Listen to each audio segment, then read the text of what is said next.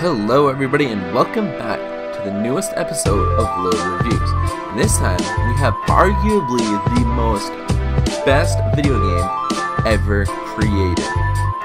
That's right, ladies and gentlemen, Ocarina of Time. Within this review I will give my thoughts on Ocarina of Time and tell you if I personally think this is the best game ever, or maybe it's just the best Zelda game ever.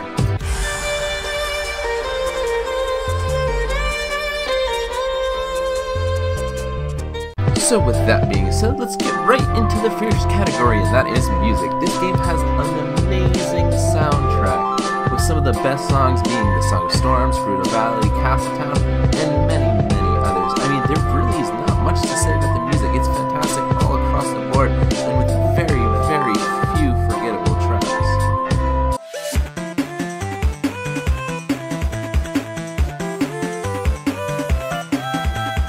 Gameplay in this game is actually very nice and simple. It's just like your typical Zelda game, but this one kind of, again, revolutionized what Zelda games are. You know, you go out, you solve puzzles, fight monsters, do dungeons, temples.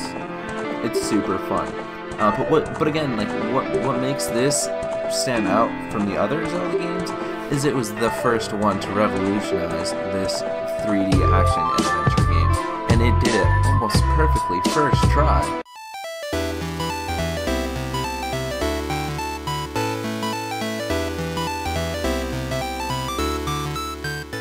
Visuals at the time of the N64 are actually very, very well in this game. Like, the game runs really smooth and it just runs really well. I don't experience many frame drops personally. And you gotta think about the time that we're living in. This was 1998, I believe. 3D games were, you know, just an upcoming thing, and to make a 3D action adventure game, that was unheard of at the time. But Ocarina of Time definitely revolutionized the game industry with the first well-executed 3D platformer adventure, whatever.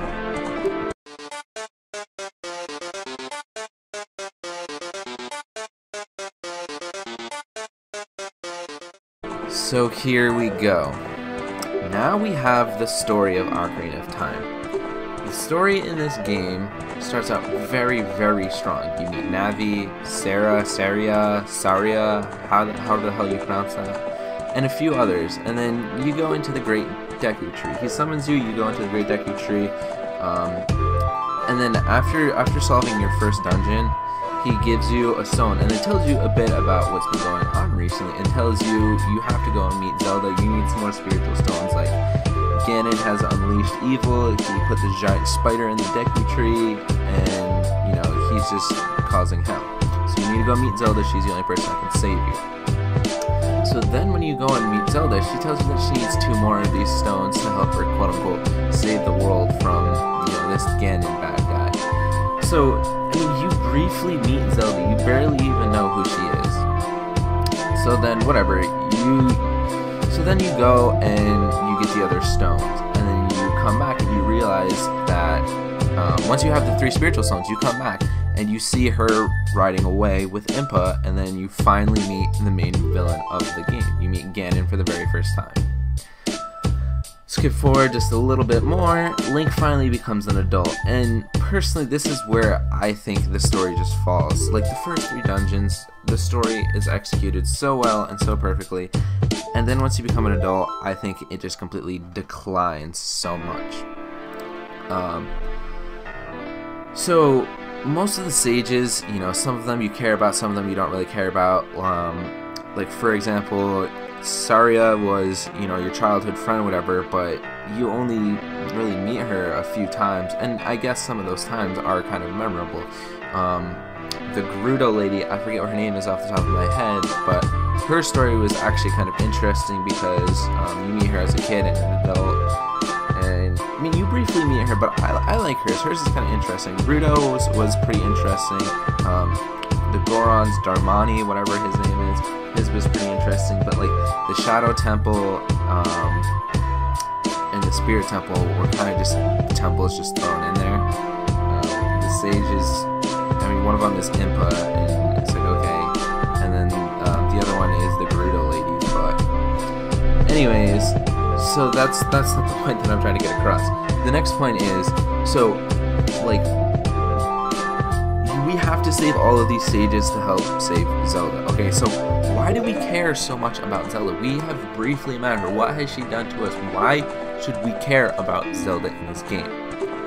Simply, I don't care about Zelda in this game. She has no reasoning or any point. Like, I don't care for saving Zelda. There's, like, I just think that there's no point at all in saving Princess Zelda. The only reason to save Princess Zelda is to save the rest of the world, I guess? I don't know. So for example, in Skyward Sword, they had a very good friendship. You know, they've been childhood friends, you know, Zelda's your best friend. You care about Zelda in that game. And when she gets captured, it's like, okay, I really want to get my best friend back. It really, really felt personal. But definitely not in Ocarina of Time. So then, after you collect a medal or two, like, or a medallion, whatever, Navi just seems to just be like, oh yeah, we should go to Death Mountain, or oh, we should go to Zora's Domain. And it's just like, Navi, how do you know this and why? She's just like I personally remember one of the quotes saying, she's like, oh, I feel a disturbance at Death Mountain, and it's just like that's so weird. Like, it adds, in between the temples, there's no story build up. There's no story build up in between the temples. It's just like, okay, we got Saria, we got the Forest Medallion, we got that stage. Okay, bam, on to the next one. Like there needs to be something in between that leads up into the next one. That's personally how I feel.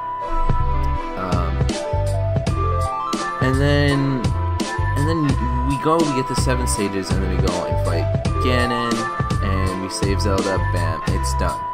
And like, man, the ending was super fun and cool. It's like, okay, this dude has been terrorizing us since the beginning of the game, and now we finally get to take him down. This strong-ass boss, we finally get to put him in his place and take him down, which is super fun.